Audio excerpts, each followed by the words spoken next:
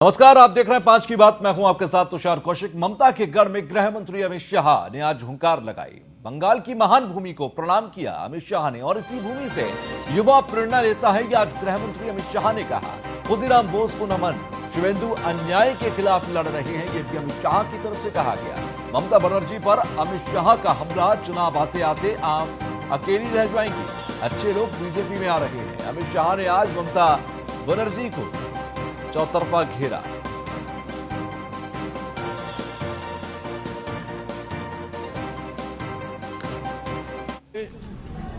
सौभाग्य और आनंद दोनों का विषय है कि मैं उस जगह पे आया हूं जो न केवल भारत, पूरी दुनिया भर के लिए चेतना जागरूक करने की जगह है। यही वो स्थान है जहां भारत की आकाश गंगा के सबसे तेजस्वी तारले स्वामी विवेकानंद ने जन्म लिया था। स्वामी जी ने अपनी अल्पायु के अंदर ही भारत का ज्ञान, भारत की संस्कृति, भारत के दर्शन को विश्व भर में दिग्विजय कराने का काम किया था। जब अमेरिका के अंदर सर्वधर्म सम्मेलन हुआ, उस वक्त स्वामी जी ने अपने एक ही वाक्य से सनातन धर्म का विश्व बंधुत्व की व्याख्या को पूरी दुनिया को परिचित कराया था।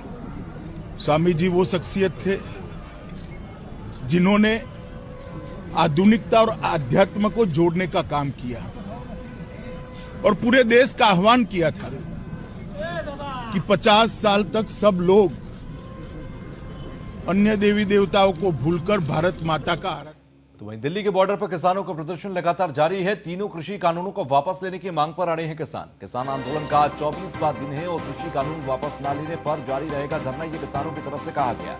तो तीनों कृषि कानूनों को वापस लेने की मांग पर किसान अड़े हुए हैं और ऐसे में आज 24वां दिन किसानों का आंदोलन लगातार जारी रहा। सरकार और किसानों के बीच में कोई भी आम सहमति नहीं बन सकी है। कृषि कानून वापस न लेने पर जारी रहेगा धरना, ये किसानों की तरफ से कहा गया। तो दिल्ली के बॉर्डर पर किसानों का प्रदर्शन लगातार जारी है। हमारे साथ गौरव यादव हमारे संवाददाता जुड़ गए हैं। गौरव, 24वां दिन आज रहा, तमाम कोशिशें अब तक की गई, लेकिन किसानों का मूड क्या जरा सा भी बदला इन 24 दिनों में?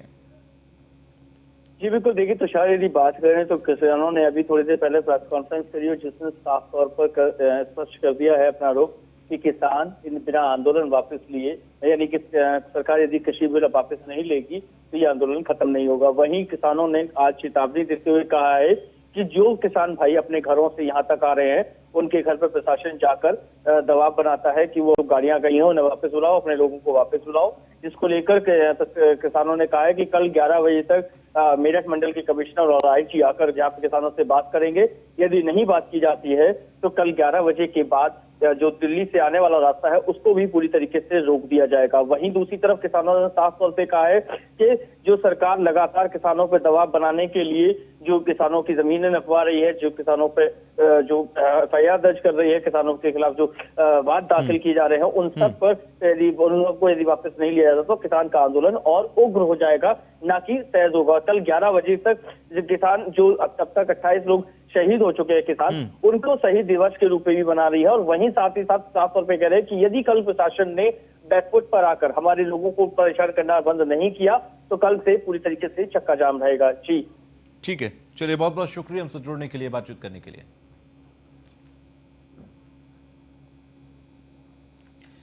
तो यूपी में पंचायत चुनाव मार्च तक कराने के संकेत दिए गए हैं। सीएम योगी आदित्यनाथ ने मंत्रियों के साथ बैठक में ये निर्देश दिए। पंचायत चुनाव में मजबूती से उतरने के लिए जुटने के भी निर्देश दिए गए। वोटर लिस्ट की खामियों को दूर कराएं मंत्री, सीएम योगी की तरफ से कहा गया। मंत्रियों को कार्यकर्ताओं के साथ संवाद बनाने के निर्देश हैं। तो यूपी में पंचायत चुनाव मार्च तक कराने के संकेत दिए गए। सीएम योगी आदित्यनाथ ने मंत्रियों के साथ बैठक में निर्देश ये दिए गए हैं। तो पंचायत चुनाव में मजबूती से उतारने के लिए जुटने के निर्देश सीएम योगी आदित्यनाथ की तरफ से तमाम मंत्रियों को दे दिए गए। वोटर लिस्ट की खामियों को भी दूर कराएं मंत्री, सीएम योगी की तरफ से कहा गया। तो मंत्रियों को कार्यकर्ताओं के साथ संवाद बनाने के ये निर्देश साफ तौर पर दे दिए गए।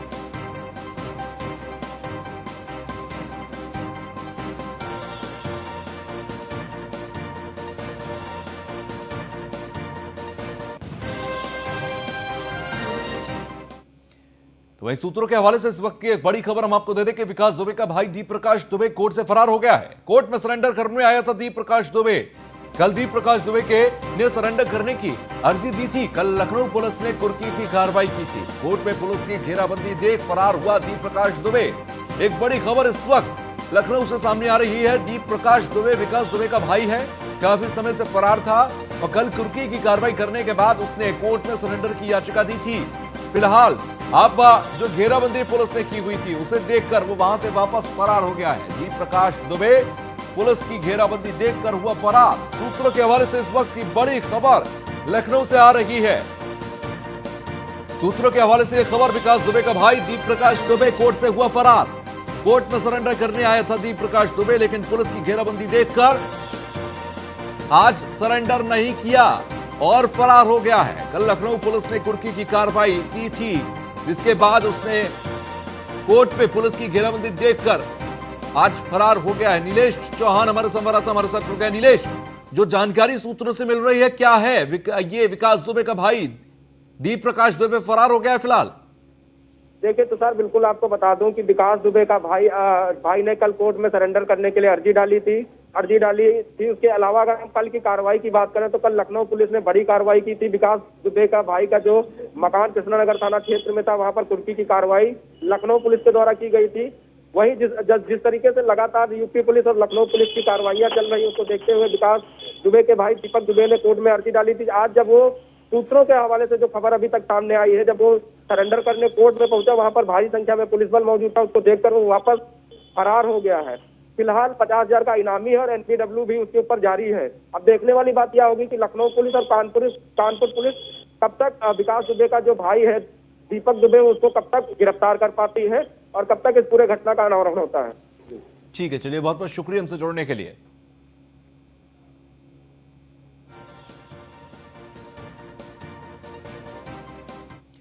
तो वहीं कोरोना से बीमार अब 1 करोड़ के पार हो चुके हैं। जी हां, भारत में कोरोना संक्रमण के कुल मामले 1 करोड़ के पार हो चुके हैं। पिछले 24 घंटे में 25,153 नए कोरोना के मामले सामने आए। अब तक 1,45,136 लोगों की मौत हो चुकी है। अब तक का 95,50,712 लोग ठीक भी हुए हैं। कोरोना के एक्टिव केसेस की संख्या 3,08,751 बताई जा रही है। कोरोना से बीमार 1 करोड़ के पार। कोरोना के एक्टिव केसेस की संख्या 3,08,751 हो चुकी है। भारत में कुल कोरोना संक्रमण के मामले 1 करोड़ के पार हो चुके हैं। तो पिछले 24 घंटे में 25,153 नए कोरोना के मामले भी सामने आए हैं। अब तक 1,45,136 लोगों की मौत भी हो चुकी है। अब तक 95,50,712 लोग ठीक हुए। कोरोना के एक्टिव केसेस की संख्या 3,08,751। तो वहीं उत्तराखंड में डोईवाला के अंदर कोरोना विस्फोट। शादी में शामिल 24 लोग कोरोना पॉजिटिव पाए गए। शादी में शामिल लोगों का ब्यौरा जुटाने में जुटा है प्रशासन। फिलहाल समारोह में शामिल लोगों की जांच शुरू कर दी गई है।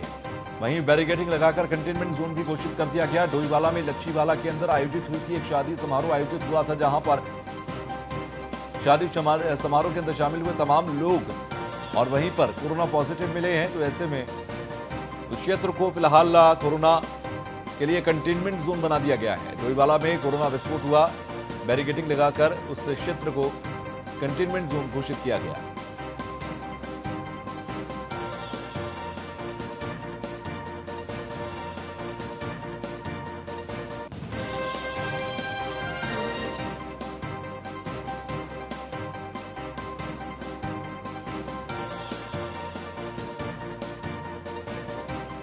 कुछ दिन पहले एक विवाह समारोह हुआ था और उसी दौरान ये किसी व्यक्ति के संपर्क में आ गए थे, जिस कारण से यहाँ पे काफ़ी संख्या में कोविड पॉजिटिव व्यक्ति आए हैं।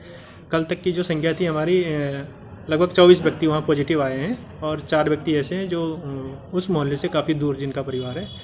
तो जो पॉजिटिव आ गए हैं, काफ़ी संख्या में पॉजिटिव आने के कारण उस एरिया को हमारे द्वारा कंटेनमेंट जोन बना दिया गया है। और इसके अलावा जो होम आइसोलेशन में व्यक्ति निवास कर रहे हैं, उनको होम आइसोलेशन किट भी स्वास्थ्य विभाग के द्वारा अवेलेबल करा दी गई है और उनके स्वास्थ्य की निरंतर निगरानी की जा रही है।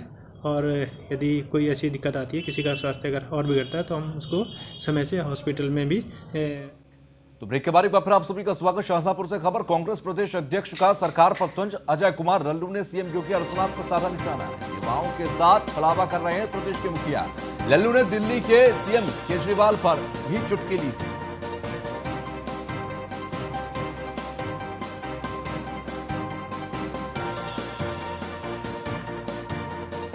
लल्लू जी हैं, हम उनसे बात करेंगे। सर ये बताइए, जिस तरह से किसानों का 25 दिन हो गए धरना चलते हुए, किस तरह से देखते हैं इसे? अराजकता है, तानाशाही, गुंडागर्दी है। सरकार ने पूरे लोकतंत्र की धज्जी उड़ा दी है। वह किसानों की बात नहीं सुनना चाहती, किसानों का दमन कर रहे हैं। मैं तो जान के आश्चर्य में हूँ कि मुख्यमंत्री उत्तर प्रदेश योगी आदित्यनाथ जी ने जो धरने पर बैठे किसान थे उनको 50,000 की नोटिस भिजवाई है। सुप्रीम कोर्ट कह रहा है कि किसानों को संघर्ष करने का अधिकार है, मौलिक अधिकार है। सरकार क्या सुप्रीम कोर्ट से बड़ी हो गई? योगी जी कहते हैं मैंने 3,80,000 युवाओं को नौकरी दे दी है। मैं पूछता हूँ योगी जी से, अब युवा सारे भ्रष्टाचार के जनक हैं योगी जी। जितनी भर्तियां हुई हैं, जितने भर्तियां, सारी भर्तियों के पेपर आउट हुए, यूपीएससी का, शिक्षक भर्ती का, सिपाही भर्ती का आपके सामने है। आखिर उन भर्तियों में घोटाला, पेपर आउट करने वाले कौन लोग हैं? पोस्टल ऑर्डर लिया, आवेदन लिया, वो पैसे कहाँ गए? 56 लाख की बात हुई थी 4 साल में, 3,90,000 आज आप कह रहे हैं। और दिल्ली, बम्बई और पंजाब भाषण देने जाते हैं तो 40 लाख और 1 करोड़ की बात करते हैं। ये सरकार झूठी है, इनके आंकड़े झूठे हैं। इन्होंने जो नौकरी नहीं भी दी है उसको भी इसमें जुड़ाने का सर आगे की रणनीति क्या होगी 2022? भैया देखिए, अभी तो हम लोग न्याय पंचायत ग्राम सभा की इकाइयों को गठन करने में लगे हुए हैं। उत्तर प्रदेश के 60,000 ग्राम सभा और 8,000 न्याय पंचायतों का गठन हम लोग जनवरी तक कर लेंगे। सीएम केजरीवाल कह रहे हैं कि अब वो भी यूपी में चुनाव लड़ने आ रहे हैं। भैया पिछली बार भी आए थे, तमाशा देखा है पूरे देश ने। ये दिल्ली नहीं है, ये उत्तर प्रदेश है। गाजियाबाद से लेकर गाजीपुर थक जाएंगे। लल्लू जी हैं। उत्तर प्रदेश में पंचायत सदस्यों का कार्यकाल दिसंबर के आखिरी में खत्म हो रहा है। ऐसे में चुनाव को लेकर सरगर्मियां भी तेज हैं। चुनाव आयोग अपनी तैयारियां कर रहा है तो योगी सरकार भी कमर कस रही है। यूपी पंचायत चुनाव, ग्राम प्रधान और बीडीसी चुनाव 31 मार्च से पहले करवा सकती है। कल कैबिनेट बैठक में मुख्यमंत्री योगी आदित्यनाथ ने पंचायत चुनाव की चर्चा भी की थी। लोकतंत्र का पहला कदम, यूपी के पंचायत चुनाव में हम कदम। सिर्फ आपका अपना चैनल न्यूज़ 1 इंडिया। 75 जिले, 18 मंडल, 350 तहसील, 821 ब्लॉक और 59,163 ग्राम सभाएं। ग्राउंड जीरो से हर गांव की रिपोर्ट। पंचायत चुनाव पर जारी न्यूज़ 1 इंडिया की मुहिम की मंजिल यानी पंचायत चुनाव की तारीख का संकेत मिल गया है। मुख्यमंत्री योगी आदित्यनाथ ने संकेत दिया है कि पंचायत चुनाव 31 मार्च तक पूरे कर दिए जाएंगे। कल हुई कैबिनेट बैठक में चुनावों को लेकर लखनऊ में प्रदेश के सभी डीपीआरओ को बुलाया गया। इस बैठक में पंचायतों के लिए आरक्षण प्रक्रिया पर फैसला हुआ। बैठक में सीएम योगी आदित्यनाथ ने मंत्रियों को पंचायत चुनाव में मजबूती से उतरने के और जुटने के निर्देश दिए हैं। बैठक के दौरान सीएम योगी आदित्यनाथ ने मंत्रियों और पदाधिकारियों के रिश्तेदारों को चुनाव न लड़ने की सलाह दी है। साथ ही मंत्रियों को कार्यकर्ताओं के साथ संवाद बनाने के भी निर्देश दिए गए। यूपी में पंचायत चुनाव मार्च तक कराने के संकेत। यूपी में मार्च तक होंगे पंचायत चुनाव। सीएम योगी आदित्यनाथ ने मंत्रियों के साथ बैठक में दिए निर्देश। पंचायत चुनाव में मजबूती से उतरने के दिए गए निर्देश। मंत्रियों पदाधिकारियों से रिश्तेदारों को चुनाव न लड़ाने को कहा। मंत्रियों को कार्यकर्ताओं के साथ संवाद बनाने के निर्देश दिए गए। वोटर लिस्ट की खामियों को दूर कराए मंत्री। निश्चित रूप से जब कार्यकर्ताओं को तरजीह मिलती है तो एक संभल जाता है, एक संगठन में मजबूती का एक निष्कर्ष निकलता है। तो इसलिए मंत्री अपने रिश्तेदारों को अगर चुनाव लड़ाने लग जाएंगे तो फिर कार्यकर्ताओं का क्या होगा? देवतुल्य कार्यकर्ता भारतीय जनता पार्टी के जो लगे हुए हैं बहुत समय से, मुझे लगता है कि उनको मौका मिलेगा तो निश्चित रूप से योगी जी के भी यही सोच है। और जिस तरीके से उपचुनाव में भी देखा गया कि कार्यकर्ताओं को मौका दिया गया तो उसके आधार पर बेहतर परिणाम मिले। सीएम योगी आदित्यनाथ के इस निर्देश के बाद पार्टी पदाधिकारी और मंत्री चुनाव की तैयारियों में जुट गए हैं। हालांकि अभी तक पंचायत चुनाव की तारीखों का ऐलान नहीं हुआ, लेकिन उम्मीद जताई जा रही है कि मार्च में गांव की गवर्नमेंट गठन की प्रक्रिया पूरी कर ली जाएगी। लखनऊ से खबर है, कोरोना को लेकर सीएम योगी आदित्यनाथ का निर्देश ये है कि कोविड-19 वैक्सीन के स्टोरेज सेंटर में सभी सुविधाएं दी जाएं।